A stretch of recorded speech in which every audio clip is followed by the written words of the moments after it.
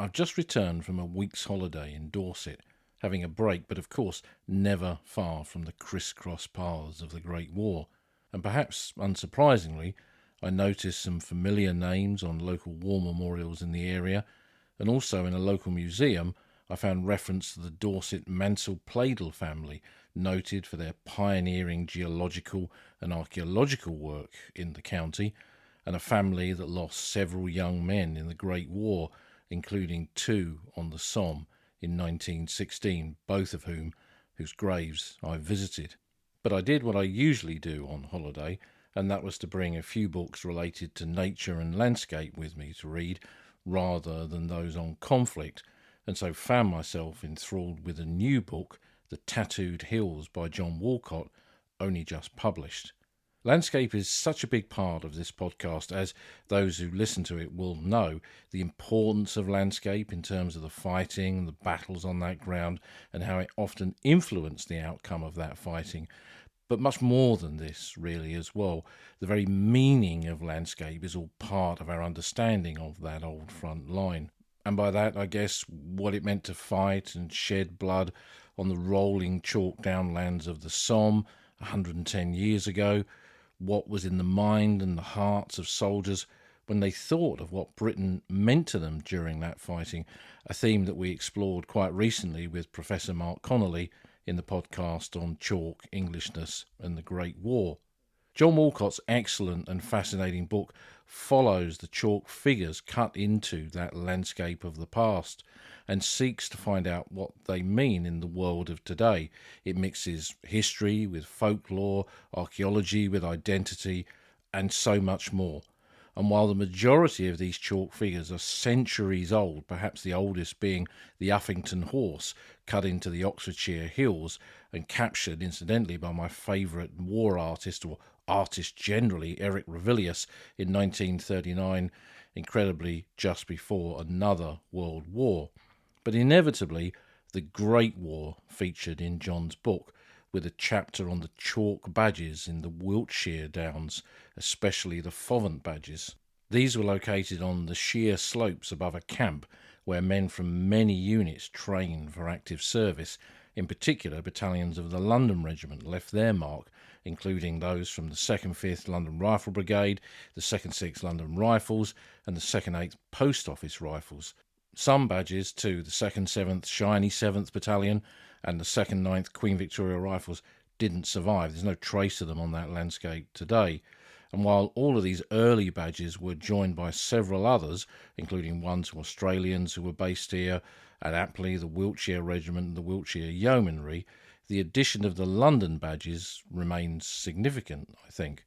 These are all wartime battalions of the London Regiment, formed from late 1914 recruits, volunteers, and that last wave really of volunteers on into 1915, and later men who joined under the so-called Derby scheme before conscription came along. None of the men whose badges mark this downland made it to France until 1917. It was as if, really, the War Office had forgotten about them, but they exchanged the chalk of Wiltshire for the chalk south of Arras when they took part in the bitter fighting for the Hindenburg Line at Bullecourt in that early summer of 1917. John Walcott's book, which is highly recommended, reminded me of how men in war are often keen to mark their existence, perhaps before it's snuffed out. And aside from these mighty white badges, we see it more simply in France, in graffiti found carved across older buildings behind the fronts on those battlefields of the Western Front.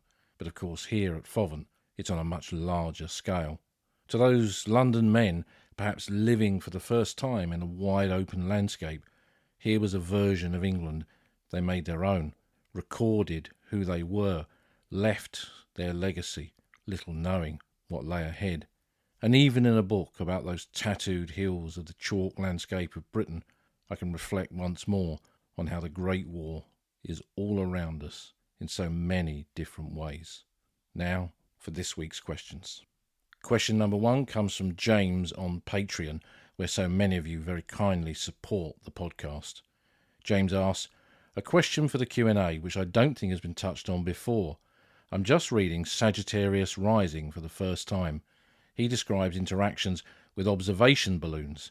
I haven't come across much information with regards to their part in the First World War landscape, apart from the famous one at Sausage Valley. Who was responsible for manning them?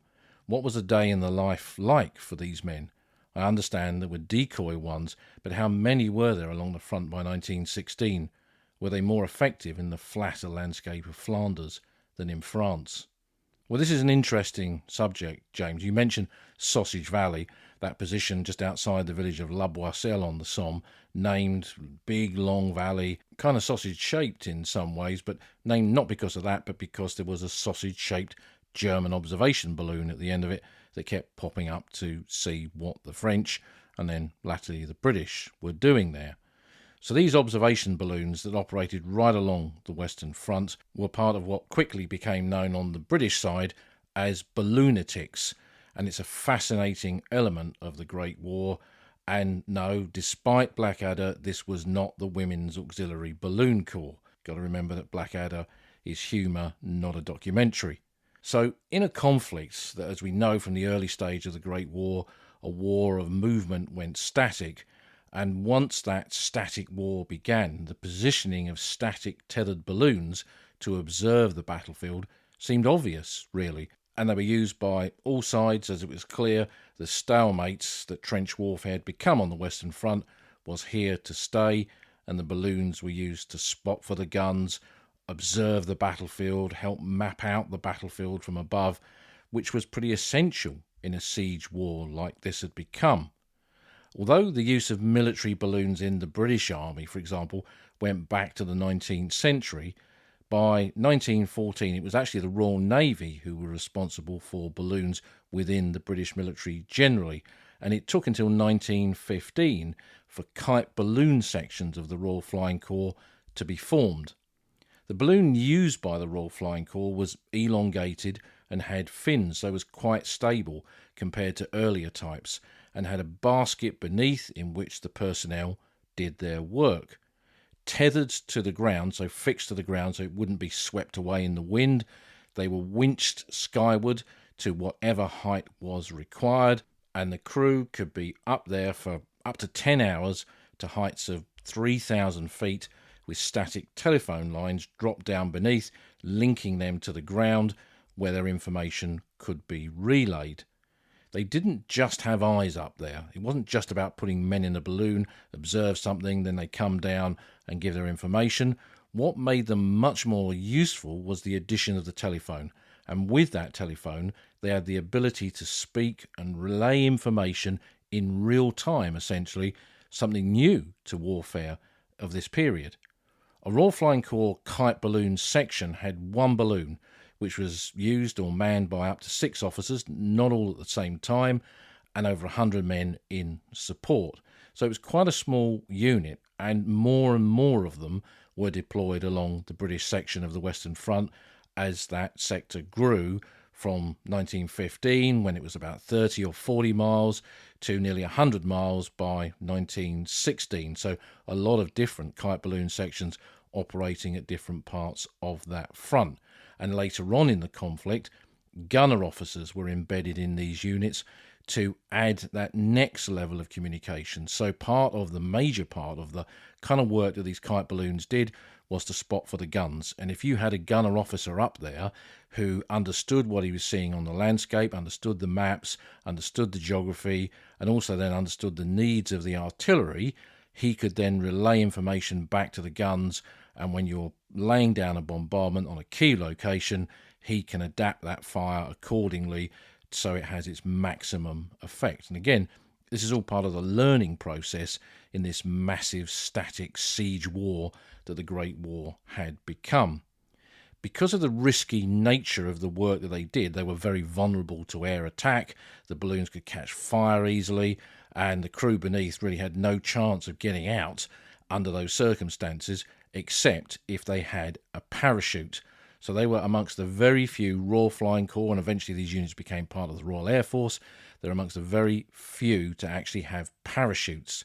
Now, these were static line parachutes, so they were fixed so that when you jumped out of the basket, The strap pulled against the weight of the basket and deployed the parachute, and you came down.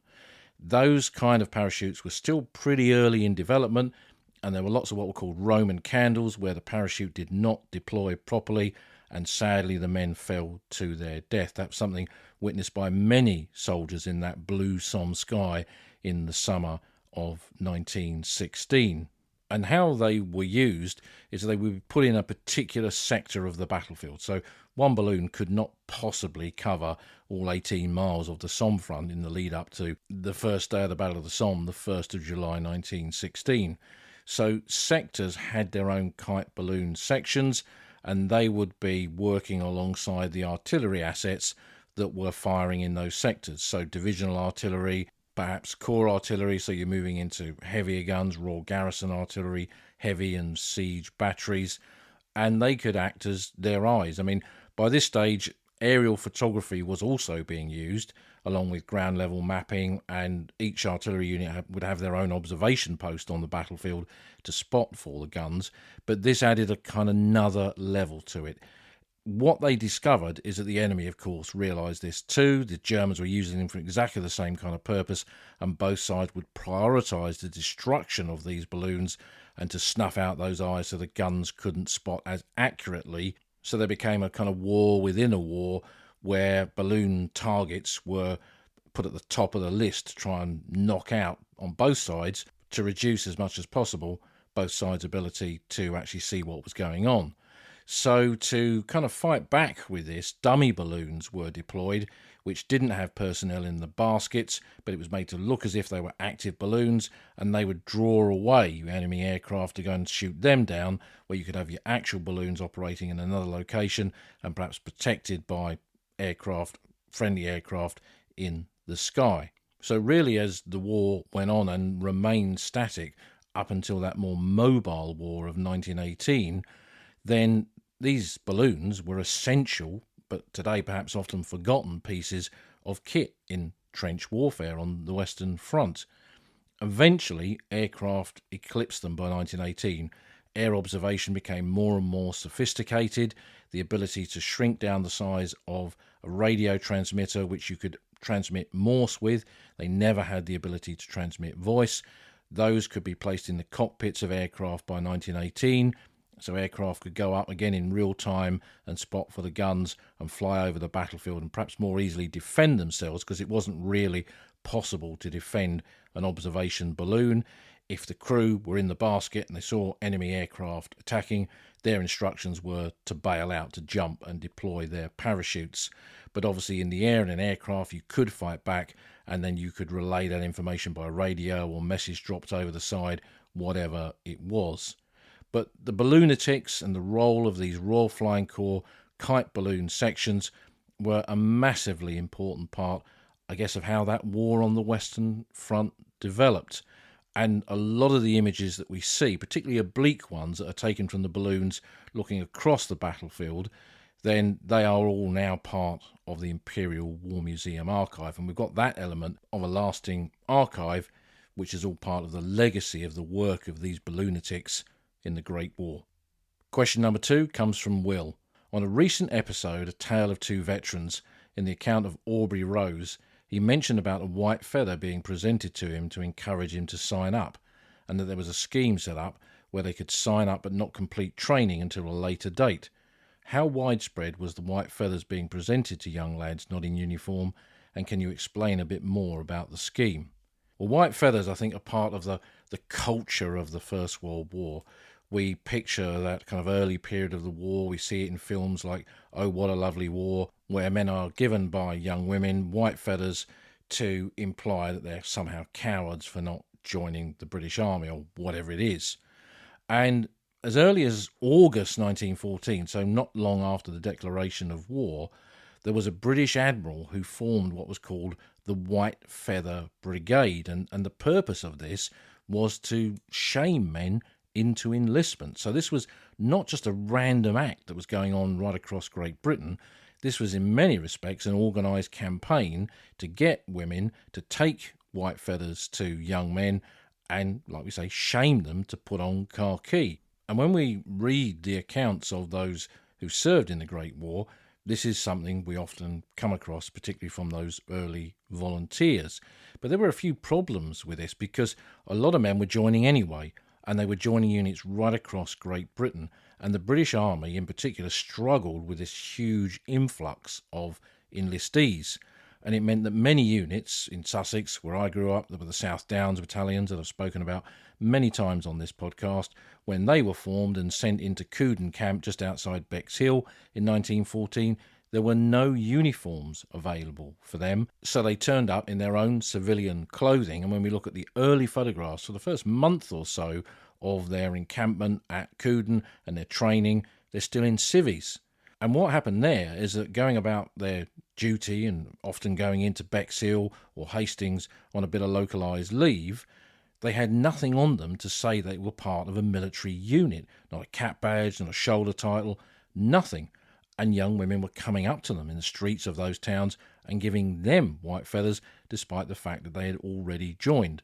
So little badges were produced to show that they were part of the South Downs Brigade. And this, again, was not just unique to Sussex, it was happening right across Great Britain.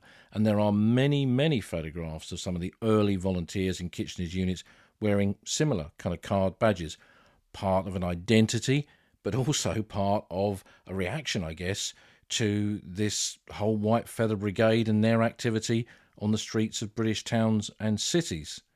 Now, what's clear is that some men were indeed shamed to enlist and died as a consequence of it. They joined up, they went to serve, and they were killed.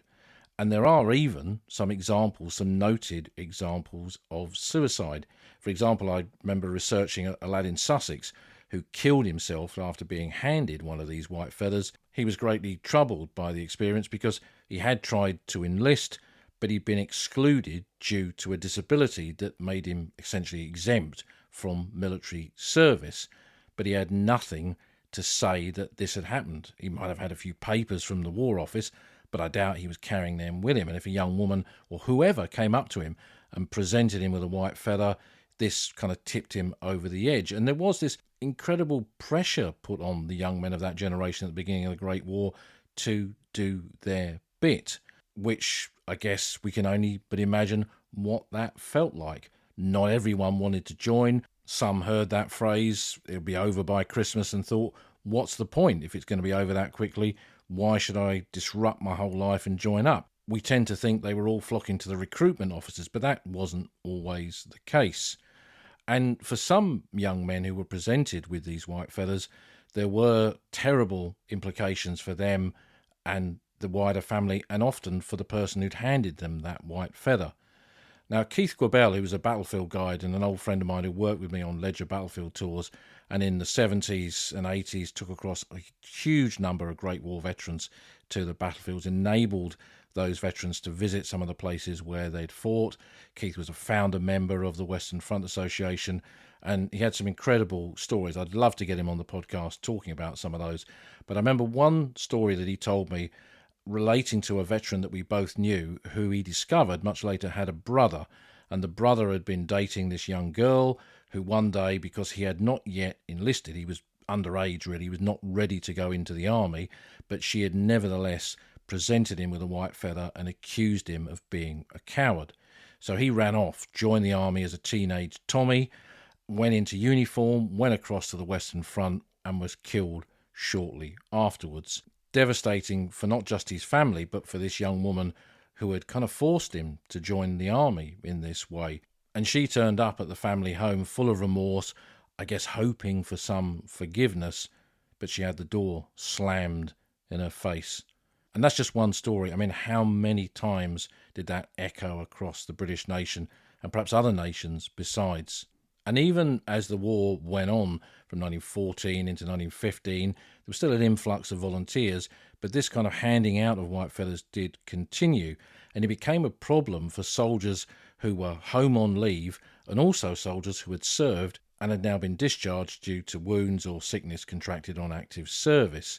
So men who were on leave, and I remember reading the account of an officer who'd been in the line for some months, managed to get some home leave back to London, went back to his flat, changed out of his mud-stained uniform, went into town to see a show, and just as he was coming out, a woman come up to him and handed him a white feather.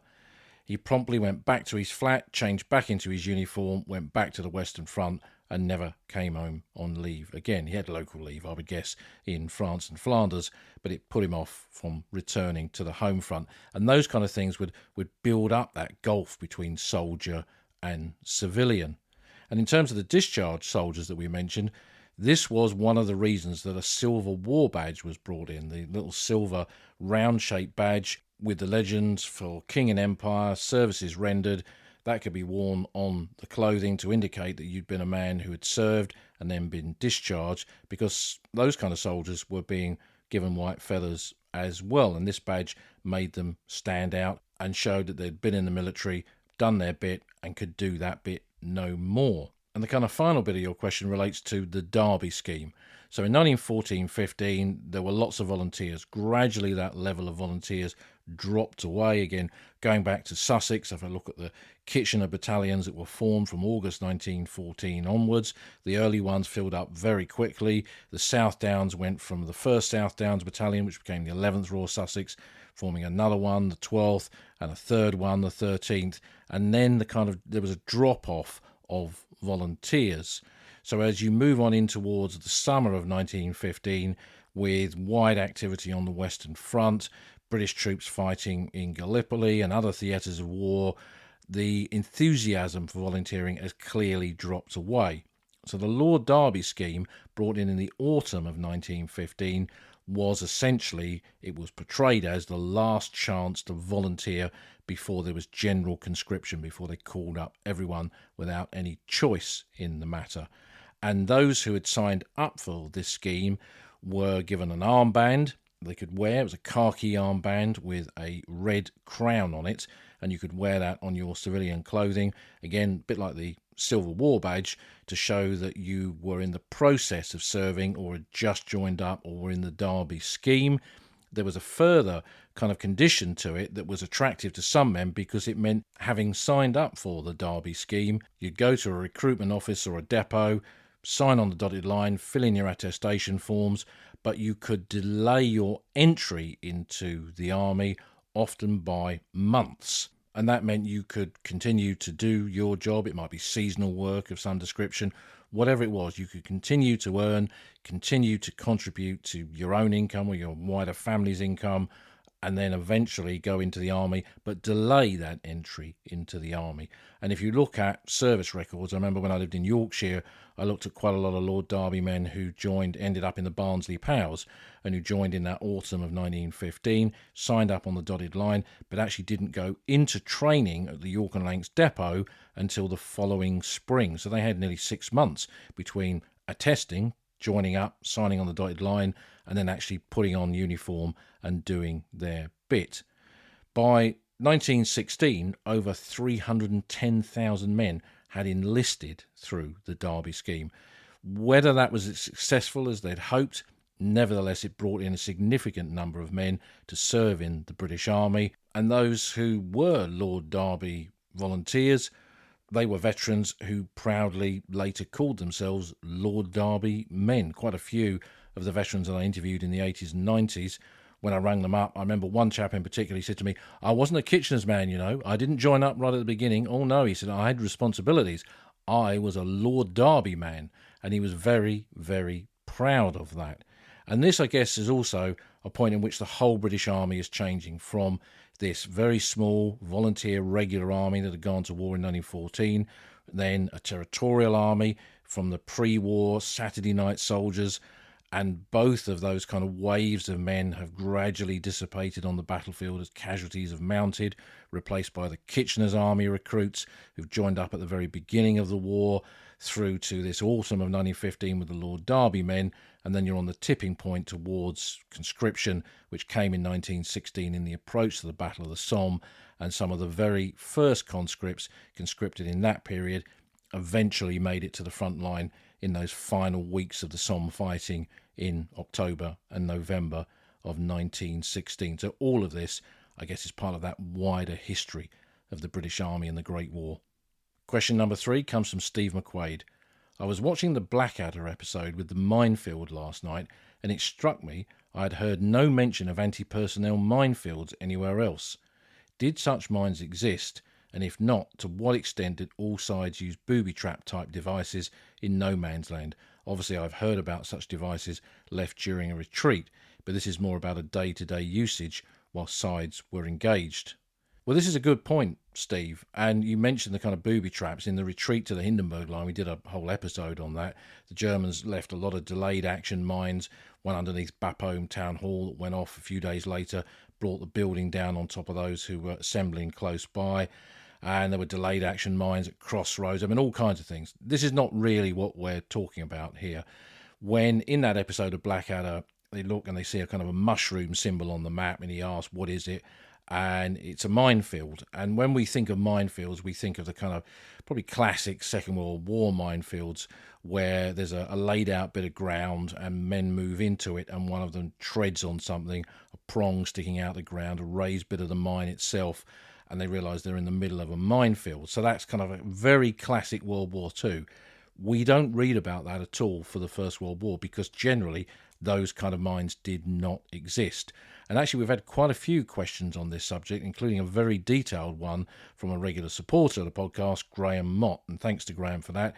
And I think there needs to be some more research on my part for this, perhaps for a longer episode on this, perhaps for a standalone episode about mines in the First World War, and not the kind of mines that we normally talk about, which is digging under no man's land and laying a charge of explosive and blowing up an enemy position. So let's just generally talk about this now to give a kind of an idea of this. What I discovered some years ago when I was doing some research in the National Archives, or the Public Records Office as it was in those days, I came across a lot of reports of anti-personnel mines that the Germans had used in trenches where there'd been British attacks and they'd jumped up over the parapet of a trench, the front of a trench, to jump down into a German trench. They often came across wooden boards with caltrops on them, and this is kind of an old Roman weapon, which is a metal spike that no matter where you throw it, the spike is always pointing upwards. They were used to screen off a bit of ground against cavalry, for example, because horses won't advance over them. But in the Great War, the Germans mounted them on wooden boards, propped them up at the side of a trench, and if the enemy was coming and they realised their trench was about to be overrun, they would drop the boards down with the spikes pointing skywards, and anyone who leapt over that trench and down into it would land on these spikes and very badly injure themselves. So that was one kind of anti-personnel device. But the Germans then went one step further and created a kind of contact mine, which they would often place underneath duckboards. So again, when someone leapt over a parapet or jumped down into a trench, they would land on a loose section of duckboard underneath which would be a pressure mine, where when you stood on the duckboard, it would push against the pressure mine, make contact, and result in an instantaneous explosion or a slight delayed explosion. They seem to have used some of the fuses from hand grenades for some of these mines. So they were essentially improvised explosive devices, IEDs. This was not something that was being made on an army-wide scale by the Germans, but it looks to be a kind of local thing, perhaps done at a divisional level or a corps level or in a sector of a battlefield. And what I haven't looked at is any kind of French accounts of this. They may well have come across similar things in the French part of the Western Front when they attacked German positions.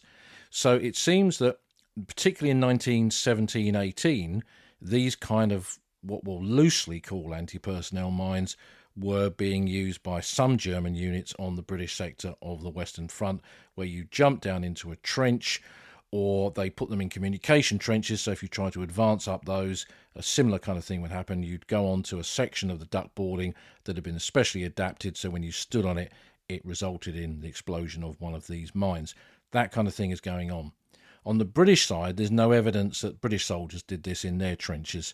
But what I have come across, and I think is better known, is the use of British anti-tank mines in the early part of 1918. After Cambrai, the Germans had captured a lot of tanks, a lot of British Mark IV tanks, and it was pretty obvious that they were going to be used against British forces. So a plan was developed to turn the plum pudding trench mortar bombs, which is a big sphere on a stick, remove the stick, and then use a Newton fuse that's on the top of the bomb with, instead of a time fuse on it, it's again a pressure fuse. The bomb would then be buried in the grounds with the fuse poking up and at the top of the fuse would be a cap with a very thick piece of wire underneath it, which when the cap was pressed against, it had to be a very hefty weight to snap that wire and set the detonator off and blow the mine. And this was designed not so that men stood on them. The weight of a man would not set one of these off. It would have to be something heavy like a tank.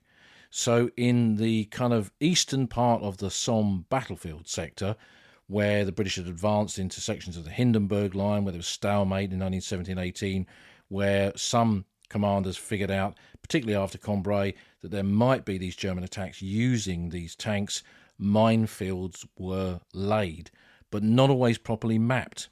And I know that when in the same bit of ground, when American forces went back through that ground in the attack on the Hindenburg Line in September 1918, some of their tanks rolled into these earlier minefields and got knocked out by British mines. And I had a friend who lived on the Cambrai area. He was born in Flesquières. His father was a farmer in that area, and he told me about a field on that battlefield called the Field of Death, where a whole load of these mines had been laid there, and no one knew they were there until the advent of tractors in the 1930s. When French farmers got tractors, they were heavy enough vehicles to set these mines off, and there were men killed, and there were accidents where these tractors rolled over these 1918 plum pudding mines and got destroyed. So that seems to have been the more common, perhaps the only type of main British mine that was employed widely on the Western Front. But Graham Mott, that we mentioned earlier, found some evidence of mines being described as mines and used at Gallipoli in an anti-personnel manner for perhaps the 1915-16 evacuations. They pulled out of the northern part of Anzac and Suvla and eventually Cape Helles in early 1916 as well. But this is certainly a subject that needs further work. And a general anti-personnel mine technology did not exist in the First World War, perhaps thankfully for the men who served, because it was a kind of weapon that was very suited to static warfare, like trench warfare, and if it had have existed, could have caused absolutely catastrophic casualties. And when I think of this, I always think of Anzio, where my dad was. I was back in Anzio again recently, taking a group there, and the use of mines at Anzio on a static front, which is not dissimilar to the Great War, where men were dug in wadis and trenches around those wadis, and both sides sprinkled the battlefield with mines. The Germans liked the shoe mines, which are a small little wooden box with the minimum of metal parts, so they were very difficult to detect. And these things, if you trod on them, they would go off and they would blow your foot off. They weren't designed to kill, they were designed to maim, so that casualty would then require 2 or more other soldiers to evacuate them off the battlefield. So you've essentially tied up 3 or more soldiers by the explosion of one anti-personnel mine. And glass mines were another type of mine that were used by the Germans, where it was like a glass bowl with a glass lid, an explosive device inside, again the minimum of metal parts, and if you trod on that, the same thing would happen. That kind of technology, produced in that kind of way, mass-produced, did not exist in the First World War. That is very much part of the Second World War experience. But the use of these kind of mines, or any kind of mines, is something that I think we will definitely return to in a future podcast. Question number 4 comes from Dean Ahern. I'm Australian with quite a few relatives who served during the war, particularly on the Somme. A question. A great uncle suffered from trench foot, which occurred during the winter of 1916. Once recovered, he returned to his unit. From what I can gather from his medical records, is that due to his feet, he rode on wagons as to save him from marching. Would this be correct? And I presume he went into the line once arrived. Well, Dean, I mean, there could be a number of explanations for him personally there. It could be that he got a bad spell of trench foot during that very cold winter of 1916-17, and the Australian units on the Somme suffered particularly in that. And when he returned to his unit, perhaps he joined the transport section and rode on the wagons because he could now be usefully employed there rather than have to march everywhere. That might have excluded him from going right into the front line again, but he would have been taking up ammunition, supplies, equipment, evacuating some of the wounded, I mean, all kinds of jobs, but not necessarily having to march because of his poor feet that have been so badly affected by the trench foot. I mean, possibly we'll never have a clear answer to that. But trench foot, really, if we look at that as a subject, was a direct outcome of trench warfare and the static nature of trench warfare and the weather in northern France and across the border in Flanders, particularly in Flanders, that wet Flanders plain where you dig into the landscape, it fills up with water, men stand in that water for long periods of time. In the early phase of the war, they were holding positions for much, much longer. There's that famous example of the 2nd Battalion, the Manchester Regiment at Ypres, holding the front line for 85 consecutive days in 1915. I think was a record in the British Army during the Great War.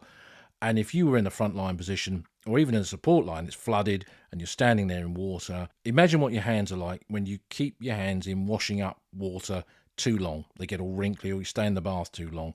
You get wrinkly. And you imagine that not just for minutes or perhaps half an hour, but you're doing that for days on end. The state that your skin is in, particularly in your feet, when you're wearing boots that don't have sewn in tongues, so they've got no protection against the water. They fill up full of water. Your socks get full of water. Your feet are immersed in water, often freezing water, and you're like that for day on day on day. So it's not a good experience for those soldiers. And in that first winter of the Great War alone, 1914-15, there were over 20,000 cases of trench foot in the British Army, holding just a sector of 30 miles at that stage. It got worse as the winters got worse. That terrible winter of 1916-17 that we've mentioned that your relative took part in, there was a huge number of casualties from trench foot during that period. Norman Gladden, who was one of the veterans that I interviewed, he wrote several books on the Great War, Somme 1916, Ypres 1917, absolute classics. I remember him describing when they came out of the line in that cold winter of 1916-17, and when a unit was marching, it would march for an hour, then have a 10-minute break. And at the first 10-minute break, he noticed one of the guys had been really struggling in that first hour's march. And when the break came, he just collapsed by the side of the road. The stretcher bearers were called up, and it was trench foot, a really bad example of trench foot. And when they undid his boots, tried to take his boots off his foot, most of his foot came off in the boot. I mean, that's incredibly difficult to imagine. But, you know, he wasn't the only example of that during that terrible winter. So while this was a tough generation, we have to continually remind ourselves that they were being asked to live in ditches, in open farmland, often in sub-zero conditions. So you can understand why men suffered from this problem. And I think that the total figure for the whole war is something like 74,000 men affected by trench foot. And trench foot was a problem not just on the Western Front, but in other theatres of war as well. Salonika, where the British Army was for quite a few years of the Great War, and also at Gallipoli there are examples of trench foot as that autumn moved into the winter of 1915-16. So I think, again, it's kind of one of those things when we think of trench warfare in the First World War, trench foot, and there are those terrible photographs in the archive of the Imperial War Museum showing what a soldier's feet look like when they've got a really bad case of trench foot. Those kind of things, I think, haunt you. But as the war went on, and this became obviously a problem, medical officers looked for solutions. So there were prevention and treatment measures that were employed on the battlefield. One of those was whale oil, so troops were instructed to cover their feet with this whale oil to prevent moisture absorption. You were kind of insulating your feet against the wetness by whacking on this whale oil, and it was the responsibility of a platoon commander to come round with the platoon sergeant to make sure that men had covered their feet in whale oil. I mean, he didn't massage the Tommy's feet and do it himself, but he made sure that they did it. And in a single battalion, they could use 10 gallons of whale oil a day by employing this, which was a vital way of trying to counteract the whole problem of trench foot in these trenches of the First World War. Dry socks was another element of this. In the early period of the war, soldiers had not often had a spare pair of socks. So as the war went on, in their small pack, their haversack, they would have a pair of spare socks that would dry. So if their main socks got wet, at some point they would have the opportunity to remove them, dry their feet, perhaps put on the whale oil, and then put a fresh pair of socks on top. And with this came, as we've said, with the platoon commander coming round, regular mandatory foot inspections and ensuring that soldiers did not sit there in wet socks day in and day out. And another element of this, all part of the prevention and treatment, was the actual proper fitting of the boots that the soldiers wore. Now, often when you join the army, they would say, what size are you when you're getting your kit issued to you? And you'd be given all kinds of random size boots. And when you read the memoirs of soldiers, and I remember veterans that I interviewed talking about this, there would be this kind of big swapsy once you've been issued with your kit, where you had trousers that were too long, uniforms that were too big, boots that were too small, and everyone would be swapping stuff, so you vaguely got a bit of kit that fitted you. And you see this in the photographs of the period where some soldiers look like tramps, really, because they've got the wrong sized gear on. So in 1916, the British Army emphasised the importance of having the right size of boot. So a huge number of boots were produced in all kinds of sizes, and it was no good having a boot that was too large or too small, because this would exasperate the situation and cause circulation problems and just continue with the whole kind of vicious circle of what trench foot was doing to men on the battlefield. And there was an increased issue in the frontline area of rubber boots, wellies, large wellies, or even trench waders, which were boots that you could pull up right up on the full length of your leg and affix to yourself, probably in the same way that you put on waders to go fishing in a river today. You had these bits of kit you could pull up over your trousers and your boots and then go into a frontline area and wade your way through the kind of flooded positions that you may well experience. Because even though trench design improved, it wasn't always possible to keep the water out. And that was something that I saw myself with the kind of archaeology that I've witnessed over the years, watching the problems that the archaeologists have when they're excavating trenches, and also seeing the physical evidence of flooding when you excavate a trench and it's got duckboards piled on top of each other to presumably lift the soldier out of the wet conditions that they were living in. And when you look at the medical history, the British medical history of the Great War, there's a lot obviously in there about trench foot and the attempts to try and reduce those trench foot numbers. Trench foot was something that sadly never went away in the experience of British soldiers, British servicemen and women in the 20th century. And although my dad, who was at Anzio, to my knowledge, didn't experience it there, certainly many of the men who were in the waddies in that spring of 1944, when the conditions were pretty bad, then they did experience it, as did many other soldiers in those Italian campaign battlefields of 1943 to 45, and indeed many other battlefields where British and Commonwealth soldiers fought in the Second World War.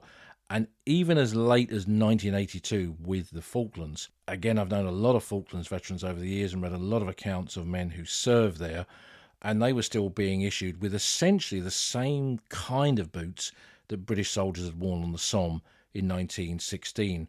And in those terrible, rough conditions of foxholes and positions in the Falklands, then soldiers got trench foot there just like their grandfathers had done in 1418. So I guess that whole experience is one that goes full circle. The kind of boots that are worn by most service personnel today, one would hope would restrict this problem of trench foot, but who knows, down the line we'll be reading about trench foot in the trenches of Ukraine and the servicemen and women who are fighting there, perhaps all part of the universal experience of soldiering.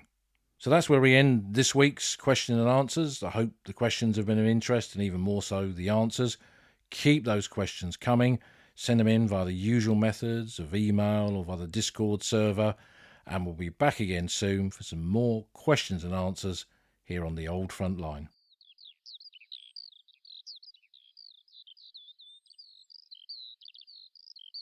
You've been listening to an episode of the Old Front Line with me, military historian Paul Reed.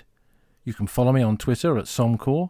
You can follow the podcast at Old Frontline Pod. Check out the website at oldfrontline.co.uk, where you'll find lots of podcast extras and photographs and links to books that are mentioned in the podcast. And if you feel like supporting us, you can go to our Patreon page, patreon.com/oldfrontline, or support us on Buy Me a Coffee at buymeacoffee.com/oldfrontline. Links to all of these are on our website. Thanks for listening, and we'll see you again soon.